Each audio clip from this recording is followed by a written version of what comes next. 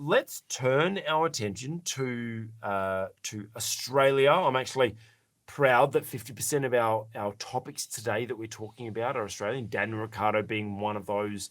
And let's talk about the Commonwealth Games is one of the others. So Victoria, actually, I will have to say that Daniel Andrews, let's be honest, we haven't been that too keen on him in recent times, especially with the things that he did through COVID and everything like that. So, but I was surprised when I saw this article. I'm like, I've got to give him props. This is a good decision by a leader. So what's happened is the Commonwealth Games now, if you're watching outside of Australia and don't really know what that is, Commonwealth Games is just like the Olympics for all of the countries that are in the Commonwealth, all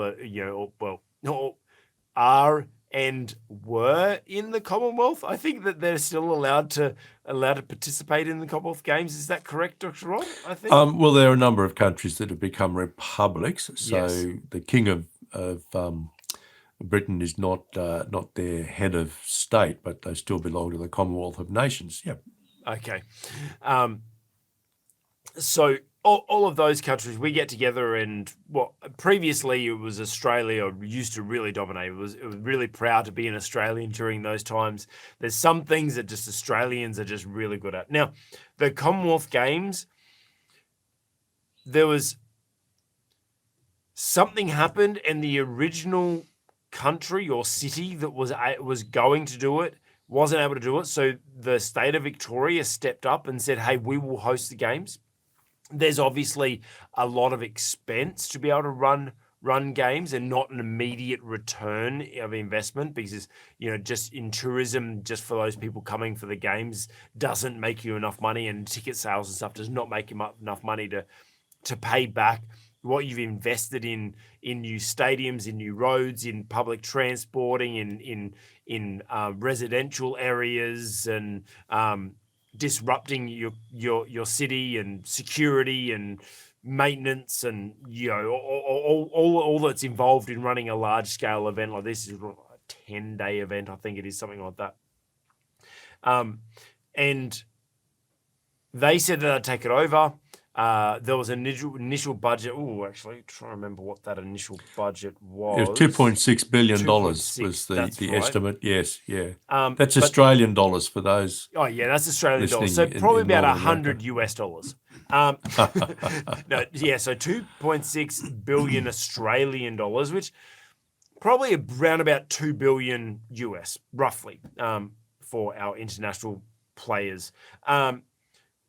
But after they had recruited experts and contract and consultants, everything like that, they found out that the expense was actually going to be more like a minimum of 6 billion, which is over twice the amount.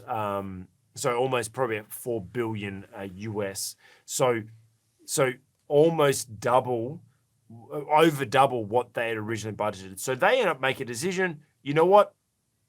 We're not gonna spend that money on this event. However, this is the one thing that I kind of got to commend him. I think it was a great decision. Is the advantage of having games. One is there's the national publicity for tourism and everything like that. It does attract a lot of people for that time and following. But the big advantage for the city is the infrastructure that they build. New stadiums, new hostels, and how affordable housing and all that sort of stuff. So most like Olympic villages and everything like that turn into affordable housing afterwards, and like it's a great opportunity for the city. Well, they said, you know what, we'd budgeted the 2.6 billion on this stuff, so you know what, we're just going to keep spending it. We're going to spend it. We're not going to host the games, but we're going to spend that money on infrastructure. Not waste money on running the actual event, but just build the infrastructure so we can still get the affordable housing. We can still get increased gaming and sporting facilities and everything like that. I thought that was a wise decision from someone, and somewhat, I suppose, you can get caught up in the hype of hosting a large event like this and just kind of fall into, yeah, we'll just do it just because the fame side of it. What's your take on this decision, Dr. Rod? Wise is not a word I would use. Inevitable. Inevitable. Yeah, look, the announcement that Victoria would take on the Commonwealth Games was made right in the middle of an election campaign. Okay, and electors in Victoria were told, yes, we'll have the Commonwealth Games in 2026, and we're going to make sure that it happens outside of metropolitan Melbourne. And so they're going to build stadiums in some of the regional areas, and they may well have won a few extra votes by making that promise. Okay. And then it turned out that these facilities that were going to be built, it would have been impossible to maintain them financially. So they were going to demolish them after the Commonwealth Games. And then when someone decided to figure out how much it was going to cost to host the Commonwealth Games at various regional locations within Victoria, the cost began to mount. And the Premier made this decision last week that, look, the cost has got up to about $6 billion, maybe $7 billion. Victoria has more debt than 3 of the other states put together. It's a very, shall we say, financial management on the part of the long-term Labor government there has been absolutely dreadful. Absolutely dreadful. So, I mean, the whole thing, there was no wisdom around the whole thing in the first place. Everything points to this being a purely political decision in the first place, which was cynically aimed at garnishing some votes. The election's over, the government was returned, and who cares anymore? So wisdom, I don't think wisdom played any part in this. Story, so I think, look, I think it's dreadful to string people along and then to disappoint them. Now, I'm not sure that it would be worth spending $6 to $7 billion. It was a silly thing in the first place. Irresponsible, I would say, particularly on the part of a government that was heavily in debt and that was only going to drive debt even further. But when the announcement came, it's no doubt that it was very, very disappointing. So the wise thing to do would have been for the Premier to look to the long term and not make such a promise in the heat of an election campaign in the first place. So one of the lessons we can draw as leaders from this is you don't let the circumstances of the moment push you into a decision that you might regret later on and have egg all over your face when you have to retrench from your position. So then I retract my previous statement then. You're retrenching, are you? You're retrenching from your previous position. Because obviously the articles that I've read, obviously now that you say it, it's like, oh yeah, I was reading from woke media that was trying to fluff this up, because from that standpoint of like, yes, we're going to hold games. No, now that the price, the cost is blown out. Let's keep doing the spend that we were going to benefit the community, but let's not do that. Like from that point of view, I'm like, that's good. Like that's great. However, well, it's got to be in the context of a government whose financial planning is absolutely disgraceful.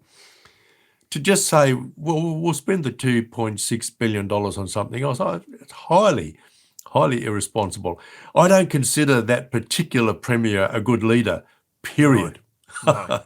And look, the way he treated the media when that announcement was, I think it was an absolute disgrace. He's got no respect whatsoever. He doesn't honour people in the media. And given that they, in a sense, are representing us because they're gathering information to release in news bulletins, either in the printed news media or these days in television and podcasts and so on. It's a lack of, he's not honouring the people So I just think the whole episode is an absolute disgrace, and I would definitely look. I think the only thing he shows us as a leader is that leaders can manipulate people. But I just don't know that that's a good method of leading. I think I've got serious ethical issues with leading by manipulation or leading by threats and so on. I think there are better ways to lead.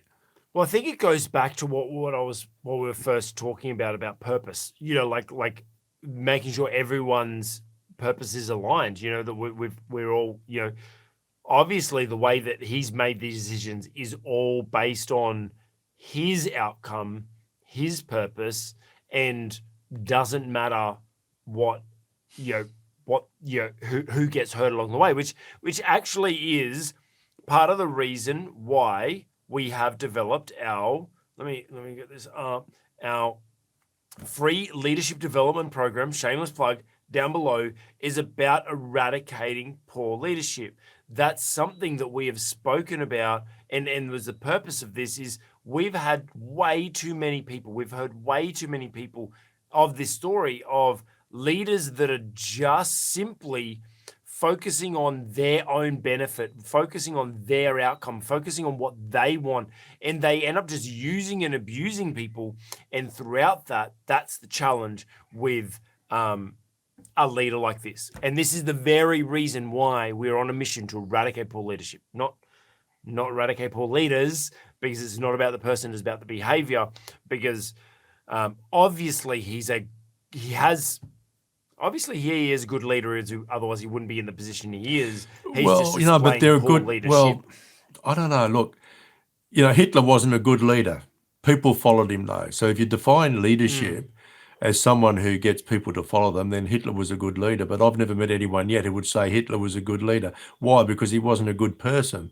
Yeah. And so I think, and I'm not saying Daniel Andrews is Hitler. Is that like what we're Hitler saying? either? Not at all. Newsflash. But I don't agree with his methods. Yeah. I don't agree with his lack of respect for people. I just don't think any leader should behave that way. It may be true that he gets a lot of people to vote for him. It may be true that a lot of people follow him. But just because people follow you, in my opinion, does not make someone a good leader. Yeah. Yeah. I agree. Yeah. But yeah, look, the point that I was making was like, we can't, we're talking about poor leadership. We're talking about the behavior. He's displaying really bad behavior, poor leadership behavior, and has done for as long as, and I thought that this was what do you say? I thought that this may have been a light shining through. Maybe there was light at the end of the tunnel. Maybe there was like, oh, there's good and there's hope in him yet. But now you have you've confirmed with me, like, nope, our original thoughts of his poor leadership continue. Well, look, sadly, and this is true in most of the Western countries of the world, politics no longer provides us with very many good examples of leadership. Yeah. Honestly, that there is such a self-interest, and I think a lot of the issue arises because we have professional politicians, people who make a career out of being in politics. Yes. That's not really what representative democracy is all about. It's about people taking a little time out of their lives to serve their nation. It was never about people making a career out of being a politician. So we've got a lot of problems in politics, and sad to say, I'm not saying there are no good leaders in politics today. There are. I know some personally. Yeah. But by and large, we can't draw from politics if we're looking for good leaders. That's just a general rule of thumb these days. And I'll kind of be honest, and it sucks to say this. It's kind of true in all industries, in all spheres. It's actually quite difficult to find good examples of leaders nowadays. Or, well, how would I say, the examples that we're being thrust upon us, in media and everything like that, in all spheres that we're seeing, unfortunately, we're not seeing many good examples, at the moment. So, Look, and I think that's partly because people misunderstand what leadership is all about. It's not just about influence, it's also about empowering others. Empowering others to flourish. I mean, God's yes, heart, God's desire is that the whole of humanity should flourish. This is about, so good leaders are always doing everything they can to see that those around them flourish. And any influence they have should really come from the fact that people have confidence that their goal is to help the rest of us flourish. You don't yeah, see a lot of that in politics anymore. You don't see a lot of that in big business anymore either. So you're right. I think there's a bit of a crisis of leadership, but that's what we're here for. We're here to deal with that. yes. So yes, unfortunately there is a crisis of leadership, and it comes, look, to overgeneralize one thing, from this story that we can really surmise is when leaders are just driving towards their own personal outcomes, their own benefit, their own gain, and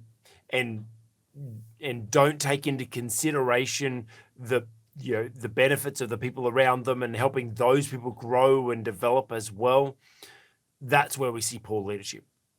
So our encouragement is to make sure those, when you're leading, make sure that you're leading not just for your own benefit, but so that everyone around you benefits. Look, we should have the mentality of that everyone wins. Hey, you've just watched an excerpt from the On the Cube Leadership podcast. If you liked it, give it a thumbs up. If it challenged your leadership or inspired you in some way, put a comment below. And if you want to watch the full episode or more content like this, check out our channel, and hey, consider subscribing while you're there.